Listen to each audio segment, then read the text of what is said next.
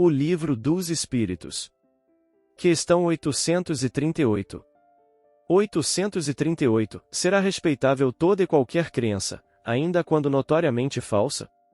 Toda crença é respeitável, quando sincera e conducente à prática do bem. Condenáveis são as crenças que conduzam ao mal. Fim da questão. Obrigado por assistir.